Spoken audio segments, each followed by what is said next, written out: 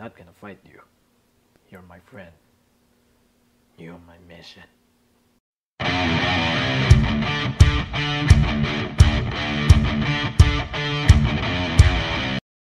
Yo, mga Juporms, it's your boy Jerome Forma at welcome ulit sa aking Collectibles channel. Okay, para sa pangatlong figure natin for this back-to-back unboxing and review video, none other than Mafex number 203, si Bucky or talagang Winter Soldier. Okay, from the live action MCU adaptation sa second solo movie ng Captain America, The Winter Soldier. Okay, so ano siya, yung connected talaga siya or talagang tandem siya neto nung huling ni-review din natin yung hindi ko alam yung number pero si Captain America na naka-stealth suit. Okay. Ang pinaka na-excite ako dito, which I-explain ko rin later, is or kumbaga anticipated ko rin to kumpara kay Captain America, not for dito sa ano nila sa Winter Soldier na series kasi yun nga dahil yung kay Captain yung pagkagawa pa rin niya ng balikat, which is hindi masyadong maganda, kaparehas pa rin talaga nung Infinity War and Endgame na parang yung mismong butterfly joint is maliit tapos hiwalay na piece nga yung ano matawag sa ganun sa strap niya, so parang hiwalay. Pero pagdating dito kay Bucky, the usual pagdating sa mga figure na okay yung butterfly joint na nagiging proportion or talagang realistic yung pagdating sa balikat. Okay, so ano pa ba? Yun nga, nakakagulat lang din pagdating kay Mafex kasi at least pin-reorder nga nila to for last year, 2022, which yung movie 2014 ba. Kumbaga, malaking bulaga to pagdating sa amin or at least sa atin ng mga Mafex fans no na hinabol pa rin nila kahit lumang movie na pero alam nilang papatok. So, anticipated kasi ayun, pagdating din sa mga heroes, gusto ko yung mga ganito lalo na talaga yung parang street style, at least mga soldier hindi masyadong OP or at least kasi mahilig nga kumbaga si Spider-Man ngayon most favorite superhero ko na kumbaga at least close to reality yung pagdating ng science niya. Pagdating nga naman dito kalabaki kay Captain America, yung serum na nagpagawa sa kanila as super soldier o nag-effect as super soldier, di ba may onting science pa rin. Maliban talaga yun yung pagdating sa mga mutants, mga witchcraft, hindi ako masyadong fan. Kaya ayun, ginawa ko rin to talaga, though I think sa lahat naman ng MCU so far, or gusto kong kolektahin, pero kumbaga yung mga succeeding kasi may mga past, hindi ko na siguro baka mahirapan na rin akong kuhain. No? Pero plano ko pa rin naman kuhain buong MCU in live action. Ano pa bang details? Yun na, siguro, kompleto natin. Simulan na natin yung pag-unbox. Color. Tapos pagdating dito kay Mafex, sa baba tayo magtanggal ng seal. Okay.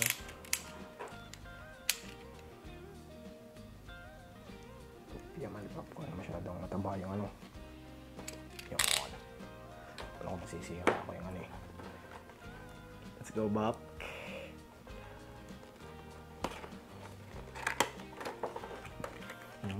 Ganda talaga ng amoy pag Mafex eh.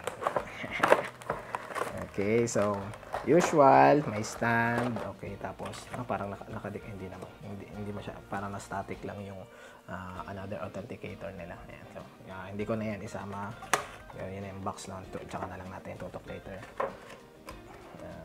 Okay. Gilid muna natin. Oops. Okay, for the figure na mismo.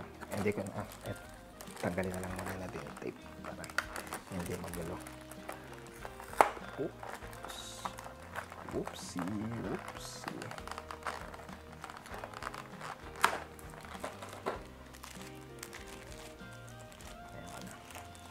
Dispose ko ay itatabi ko na rin naman yan. Iyan, okay, back. Let's go, boys.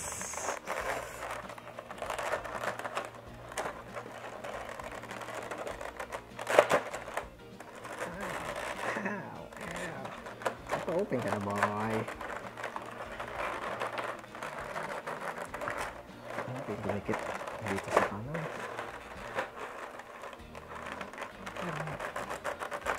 Yun ang mga nasa gitna talaga. Yan ang talsika na.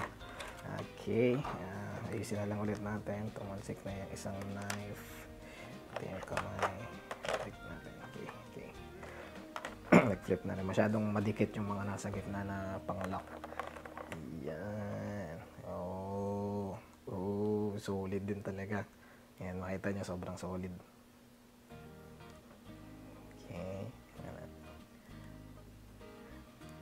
At first, pag nasa window siya, nung mismong ano lang, para sa akin medyo hindi kamukha ni ano talaga nung actor na si ano pangalan ulit ni Sebastian Stan.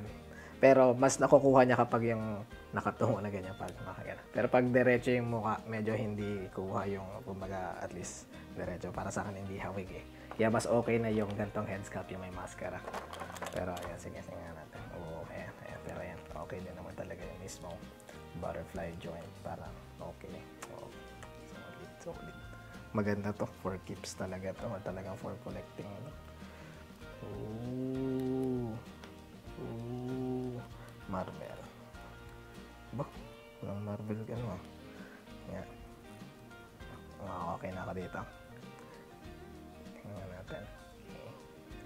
Okay na muna. Tutukan na natin yung box. Okay na ako sa pag-unbox lang. Okay, tutok na tayo sa box mga Japarms.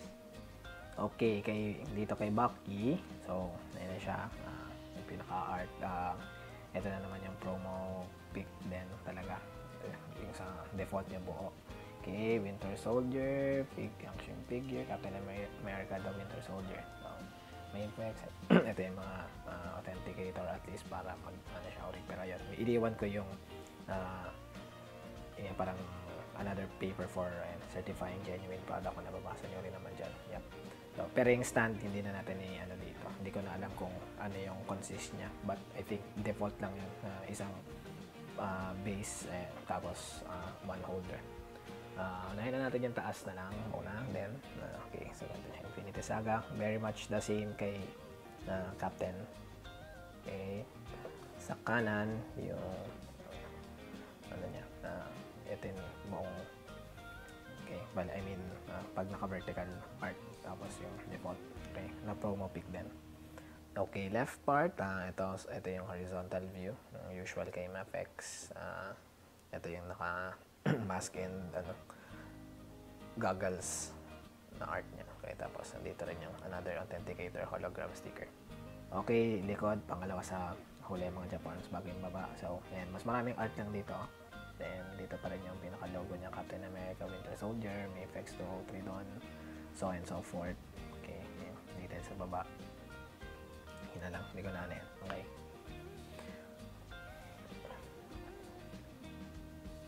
Then, last na lang yan, baba. Ito yung pinaka-long time authenticator, sticker, hologram. So, ganyan na siya. Okay, yung clamshell review tayo. Okay, so ganyan siya mga Japarms kapag sa shell, dalawang head sculpt. Ito yung makita nyo. Sige, tutok natin isa-isa mo. And then, mabilisan na lang muna. Dalawang head sculpt, shield na kumbaga dusty and may mga galos-galos and dirt. Dalawang klaseng hawakan, tatlong klaseng kutsilyo. 1, 2, 3, 4, 5, 6, 7, panalo. 7 pares ng kamay extra maliban pa sa naka-close fist by default.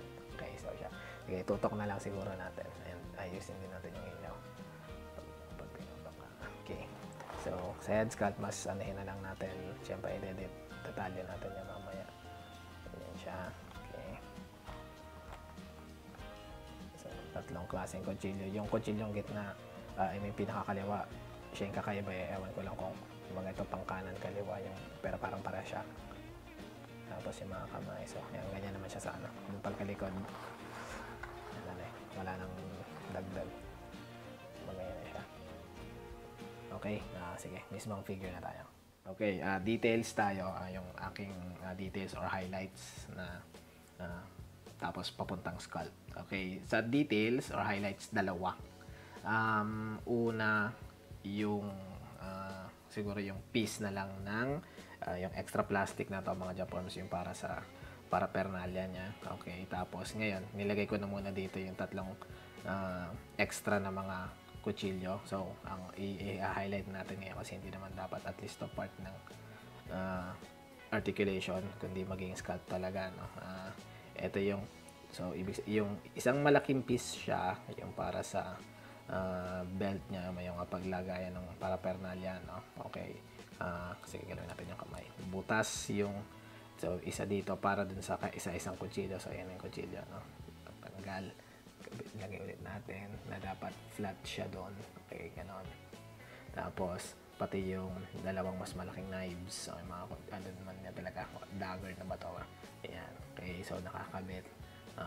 Dito sa taas, pabaliktad. Dapat talaga, kumbaga, medyo realistic pag huhugutin niya. Ayan, naka-facing naman pataas. Ayan. Which, sobrang ganda. So, ayan, ibig sabihin, butas siya. Okay, nalulusutan siya. Kasama yan sa effect and details. Okay, so same dito. Same naman dito. Dito medyo, syempre mas maliit. Tapos, sorry, ayan. Medyo nakikita pa rin ba? May butas. Tapos, yung mismong flat surface, dapat yung, kumbaga nakaganon siya. Nandito yung flat. Okay, baliktaran na lang ata which, pero yung mismong kutsilyo, mamaya na lang natin sa accessories. Okay. Tapos siguro, more on na lang sa mismo yung second detail ay hindi madedetect sa video. Pero sobrang sturdy rin talaga na itong figure na to. Almost, ewan ko, parang ngayon lang sa latest releases, ano ba mga ngayon lang ako nagre-recall, no? Kung ano yung mga na-release na ng this year. Pero, so far, parang ito yung mga sturdy, si Captain America, pati ito. So, yung dalawang figures na to sa series ng Winter Soldier, sobrang sturdy. Ewan ko, parang ang bigat niya. Hindi kasi ako nagsusukat mga Japanese, I mean, nagtitimbang, no? Wala tayong part din nun. O din ibang YouTubers, nagtitimbang sila. Pero yung pakiramdam niya, sobrang, medyo may bigat talaga siya. Katulad kay Captain din na, ewan ko siguro dahil baka matatangkad, hindi ko pa rin nasusukat mamaya, live na natin gagawin. Pero, yung pagkagawa talaga dito, ramdam mo yung bigat eh. Hindi katulad ng, siguro dahil na rin sa gamit ng mga materials na ngayon, na dahil dito sa dalawang to, pagdating kasi sa sculpting nila and design talaga, na parang mas solid yung mga ginamit na pintura, baka mas mabigat. Tapos, baka talaga, simula dito sa dalawang figures na to, ganito na yung style nila. Kasi, yun mamaya si Wolvie yung reissue na plastic, I mean comic na parang mas plastic, talagang plastic literal na magaan-gaan. Kanina hawak ko nga lang kasi ilalabas ko na dito mamaya pag compare natin. Magaan lang. Pag ito talaga, pati si Captain ito, nandun din sa kwarto, nilabas ko na para sa pang height comparison. Talaga mabigat. So, ayun, ang sturdy, talagang premium yung dating kung kakayanin talaga ng budget nyo, kunin nyo to. Ang iba yung dating talaga na medyo mabigat siya. And yun, kumbaga talagang solid, sturdy yung figure. Yan sa top 2 details natin. Okay, tutok natin for sculpt. Sa sculpt, so siguro ma-highlight natin na yan. Merong parang leather style na, I mean yung straps. Yan, hanggang sa dibdib. Tapos, ito, hindi hiwalay na plastic to. Talagang dikit na siya mga Japanese. Although sculpted pa rin yung itong strap na to, na letter U dito. Kabit niya hanggang dito. So, wala na siya. Dito, isang plastic lang din or kasama na talaga siya. Okay, sa likod, hanggang doon. Tama ba? Wala rin Marvel to eh. As yung na-check natin kay Captain. So, wala. Okay, wala eh. So, i-crouch natin. Yung Marvel copyright. Ito pala, sorry. Wala na. Wala siyang Marvel copyright na label. Ano pa ba? So, ayan sa belts niya. So, ganyan-ganyan yung pinaka-sculpting niya. Simple lang naman. Pero, daanan na natin. Para ngayon lang ako mismo mag-review ng full sculpt eh. Napagtanto ko, hindi pa ako nakagawa, no? O hindi ko ginagawa. Yung normal na arm niya, okay, sculpting ay ganyan ang dating lang naman. So, puro lang din, I mean, walang masyadong detalye, maliban na parang may mga ito may mini straps, ganyan. Tapos, pagdating na sa mismong sleeve na, yan, ganyan lang siya. Okay? Then, ang pinakamaganda naman dito sa bionic arm niya, yung left arm niya, siguro yung star. So, ewan ko kung may QC sa iba to, but sa akin, okay naman yung star ko, may kulay. Okay? Then, ganyan naman yung details niya. So, knuckles, may knuckles pagdating sa kamay ng bionic arm and hand niya. Okay? Sa may brief side, sa may butt, hanggang paa. So, ganyan. Bigyan natin na lang sa may paa. Okay. Ganyan lang naman siya. May pinaka knee pad, mas astig, solid pa rin. Okay, so yan na siya sa paano natin details and sculpting.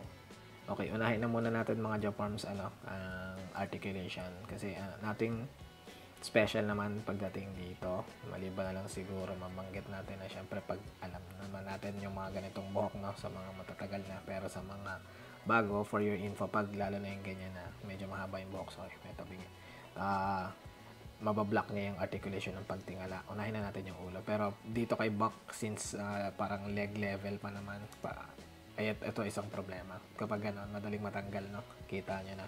So ang mangyayari, ayan, sagad na siya ng ganong level, so medyo hanggang ganyan, either kapag dun sa iba, so ito na yung ayan, tuwid na yan kumaga hanggang ganyan lang medyo dadahan-dahanin nyo para ituon nyo lang yung buhok, although hindi naman siya meant din ipatingala.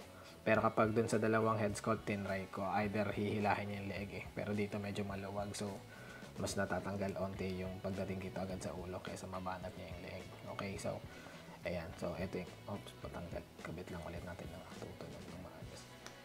Tutunog, tapos tingala, hirap na talaga. So ayan, kita niyo naman yung struggle ko ng pagpapatingala sa kanya. So hanggat maaari talaga parang at least ganyang level lang siya, hihilahin ng onti yung leeg, tapos yan, so gano'n na yun, no?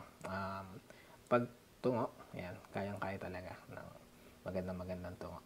Siyempre naiikot ng 360 degree yung pinakaleeg niya. Okay, kamay, stretch ay so jointed pa rin naman tayo dito, no? Okay, butterfly joint with max yung joint na yun for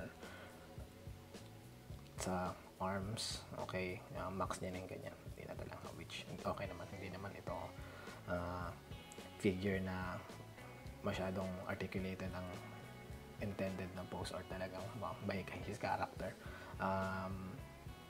So 2 points ng articulation, isang upper torso for harap na ab crunch hanggang na yung lower torso. So ayan, kaya naman niyang itong walang ganyan. Okay, maano mo siya ng mababanat mo siya ng ganyan. Back crunch, good pa rin naman. So, yeah. Wala na nga masyadong special since ano naman to, more or on pang museum or ano lang, cute poses lang talaga to si Bucky. Pinakamahalaga lang dun dito ay nagawan siya ng Mayfix figure. Okay, sa thigh natin yung para sa legs, so yung normal na joint dyan. Okay, so sa split try na lang natin split na, so lalabas natin, hindi na rin talaga masyado, yung usual lang din. Alam ko kay Cap ganito rin nga ba yung kayang gawin naman. Okay, balik na natin sa at least sa vanilla pose or out of box pose default. Of course double knee, sorry, hindi pa pala tayo tapos sa kamay, no? Double knee joint, so double knee jointed yan. Okay, kita niya naman yung point, yung pinaka-double knee. Ayan. Siyempre, ito maganda lang dito kay Captain kasi single ball joint lang yung sa elbow I mean, single joint lang. May dito kay Buck, yung binalik sa normal. Kasi dapat at least maganda pa rin talaga yung articulation niya pagdating sa elbow. Okay, double elbow joint. Yun na, hanggang sa paa, no? So, ito kamay naman, kaya pa rin ipihit. Okay, jointed ng kamay, kayang ipihit. Same dito, nasa may articulation point. So, and dito kasi nakatutok, so nagagalaw pa rin. Jointed na wrist. So, sa paa, kayang itiptoe ng maganda-ganda. Okay, so ito yung pinaka, ayan, straight niya. Okay, straight yan. Tapos, syempre, yung mismong toe ay kayang baliin ng ganito habang naka-level or diretso. So, okay, yun na siya. Accessories na tayo, mga Japarms. Okay, yung sa kutsilyo, gawin natin itong dalawang class, hiwalay sa vid. So, dalawang parehong piraso, okay, para lang talaga may ano siya, kayang ipanghawak parehas ng kamay. Pero parehas na parehas yan, mga Japarms, tama na. Parehas yung ukit naman yan. Kahit yung mismong sculpt niya, And yung style, I mean, kung talagang ganun yung, ayan, wala naman, pareho. Then last, etong yung kaisa-isa pang small knife niya. Okay, almost parang ice pick. Teka lang, natututok mo ng maganda. Ito, ayan. Sorry, mas maganda ata kanina na ganito tinutok. Kaya yung dalawang kutsilyo, pero ina naman siya. Hindi naman gaanong Okay. Ito, pinaka-hinihintay mga Japorms. The Shield. Ang ganda talaga. Ang ganda ng pagkagawa. Yung texture niya, ibang klase yung paint dito kumpara doon sa lahat ng Captain America live action. Nakalabas mo yung Hindi ko na pagkukumparahin, pero pag sa touch nyo pa lang talaga, mas matte to kesa glossy yung sa lahat ng Captain America. Okay, kaya astig talaga. Kuha talaga kayo nito dahil din sa shield. Maganda talaga tong shield. So, yan, dusty effect. Tapos, katulad pa rin nung mga Captain America, may yung default lang dito na nakadikit na maiksi. Tapos, isunod na natin yung so, yun na siya. Isunod natin lang yung dalawang strap din. So, ayan, kanan ko ngayon yung mas maiksi, kaliwa yung mas mahaba, tapos yan yung may dinidikit dun sa So, parang parehas ng pattern siya dito. Ayan yung letter L niya sa may bottom right side niya. Okay, pa L. Ilang naman siya ngayon. Okay, again, ulit lang din. Okay, ito na yung 1 out of 2 or yung dalawang extra head sculpts or head accessories ng pangpalit. Gawin natin yung from may mask pa and goggles, tapos subara natin mamaya yung naka-mask na lang. Okay, so ganyan siya. Ay, hindi ko pa rin napakita yung review, so I mean mamaya yung sa may bandang harap, pero kumbaga hindi na natin masyadong maikot yung tatamaan ng tweezer ko yung pero ayan. So same naman yung detail ng buhok sa tingin ko. Kumbaga basta yan hanggang ganyan. Ayan, dito kayong iikot. Tumatama kasi yung tweezer na. So ganyan. Ang isang maangas lang dito mga Japorms, yung mismong sculpting niyan, ayan, pag binalatan, diretso yan hanggang dun sa dulo yung mask, which maganda, hindi lang basta, kumbaga, ginagawa nila to bago kay kabit yung hair, kompleto rin talaga yung hanggang tenga, ayan, kompleto, ang ganda, same na rin, tanggalin na rin natin dito, ayan. So, ganyan din yung sa default, pati yung, isusunod na natin yung, kita yung mata, so, basayan na siya, okay? Tingnan natin. So, may details pa rin naman pala dito, which yan na yun. Tapos, sa mata, nakikita ko nga, check ko nga, meron pa rin talagang scalp ng mata. Hindi na kasi talaga kayang itutok, no? Kahit yung camera natin, hindi kasi kaya ng lens na makita. Pero may scalp din talaga ng mata doon. Although parang, nerf na. Medyo hindi na maganda. Pero yan yung details niya nito. Okay, ito na yung pangalawa na wala ng goggles pero may mask pa rin. So, ayan. So, ayan. Katulad din ng may diretso pa rin pero kumbaga hindi na natin masyado tagalan ngayon. So, ayan na siya. Ganun yung buhok, ganun pa rin naman, walang kakaiba sa paint. Talagang i-focus lang nila or talagang ang emphasis lang dito ay walang goggles. So, same sculpting na rin yun ng mask kahit nung kanina. Okay, last na sa mga accessories, mga Japorms, yung binilang natin kanina, 7 pares ng kamay. Okay, ito yung unang-una. Gawin ko na lang sunod-sunod from yung left side ng shell. Okay, ganyan siya. Medyo relaxed, or ito ata yung pinaka-relaxed kasi may isa na parang relaxed pa rin pero mas medyo sarado pa siya. So, ito yung pinaka-relaxed.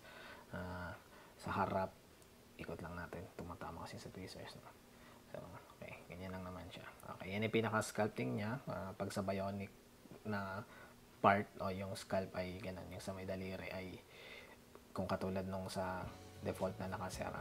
Ay, ganyan lang naman siya. Okay. Okay, pangalawa, medyo padakot na kamay o pasuntok. Basta, ganyan yung pinaka-forma niya. Okay, so, ikot natin. Ganyan siya. Okay, ganyan nadadali ko yung ilaw. So, ganyan.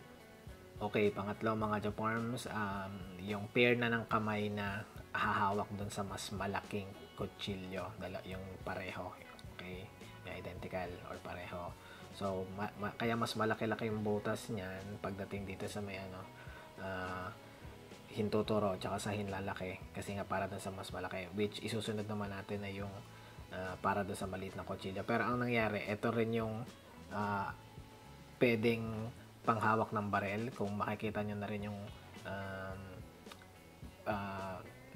specific ata si Isaac Bong, meron na nga rin ba siya, or yung one Japanese YouTuber na naggawa na siya ng mga custom or para accessories na pang 112 or sa mga 6 inch na to na barel, kayang ihawak specific, may branded din naman yung pinakita niyang plastic kit yun model kit yung tinesting niyang barel, kaya. I think abangan natin talaga sa Revoltech kasi kumuha rin ako ng kung kakasya dito, pero at least ito yung kamay niya, intended talaga para sa figure na to, yung sa mas malaking kutsilyo.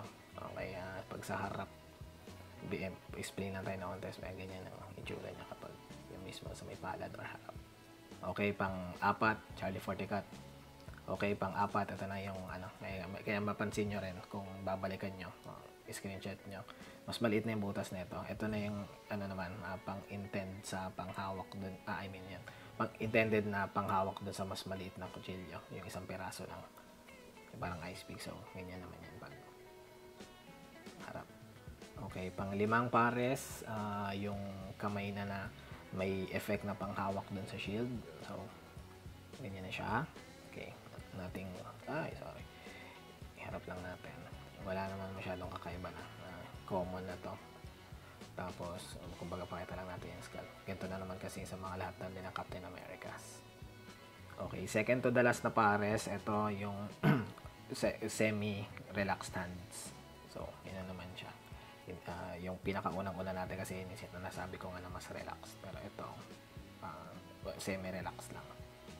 My bad mga Japarms. Pag tinecheck ko kasi pag nakaharap to sa na nakaganon, akala ko parang pasuntok lang na kamay. Pero ito talaga yung intended talaga sa panghawak din ng barel. So tingin ko kasi kung wala silang accessory ng barel dito, baka may may effects, may ilalabas na figure yan na dapat sarili nilang sculpt and gawa yung accessories na gun So I don't hula ko lang yun kasi yun pa yung mga yan, alam ko modus yan pero yan siya, at least dito ito na kasi last accessory, wala siyang barrel mismo sa figure, sa package, pero ayan, kaya pag nakikita niya yan, ayun yung pang naka-ready na ipang putok or at least basta panghawak yan sa barrel yung sculpt ng gantong accessory na kamay. Okay, ikot na lang ulit natin sa harap na pala na una ko kanina ba. Ganyan. Kitang-kita niya na talagang siya. Yung nakapamputok yung barrel na style niya. Okay? Yan lang. Okay, height check, mga Japarms, Bucky.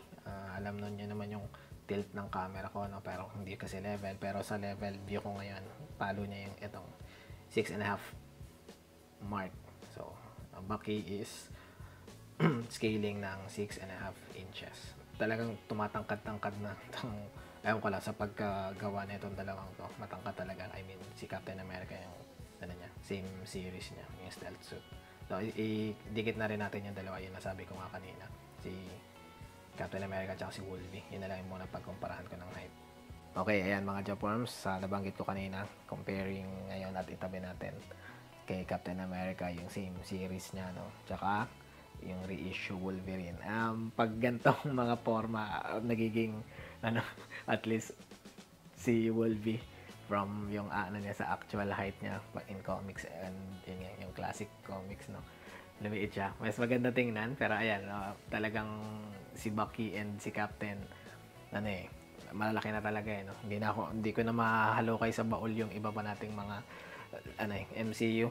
Pero I think talaga, ayan, since matangkad talaga dahil si Captain, na kumpara natin, check nyo na lang sa isa kong video yung halos lahat ng MCU figs, kung paano maliit or matangkad si Captain sa lahat. So ka-level niya talaga si Buck. So kung pag kinumpara natin yan, matangkad din talaga si Bucky sa iba pang mga MCU figures. Tas ewan ko lang, hindi ko lang sure sa mga comic styles. Okay, one last time mga Japarms, presenting to you Mafex number 203.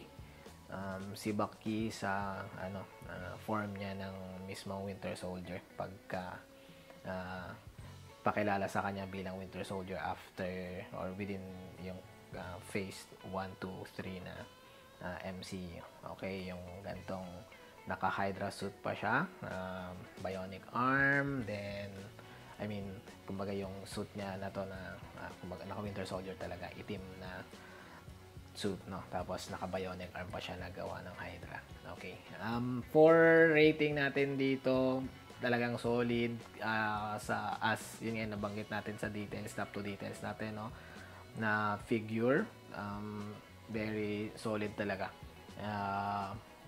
Sa sculpting, okay naman, so given na 2024 Mayfix releases na to, yung shield panalo, talagang kulang lang sa barrel na accessories, no? But overall, i-rate ko pa rin talaga to ng 9 out of 10. Solid na figure, maganda. Okay, yan lang. Again, taking this time sa mga hindi pa nakasubscribe, first time mong manood at makapunta sa channel ko na to, ma-search mo tong video na to kung particular Bucky fan ka, no? Kung hindi ka pa nakasubscribe, patulungan naman ako sa pag-subscribe sa YouTube channel ko, sa pagtuloy-tuloy ko ng channel na to, and kung nag-enjoy ka sa video na to, particularly paki-like po. Yan lang mga Jabworm, salamat ulit sa panonood. Kita-kits sa susunod na video.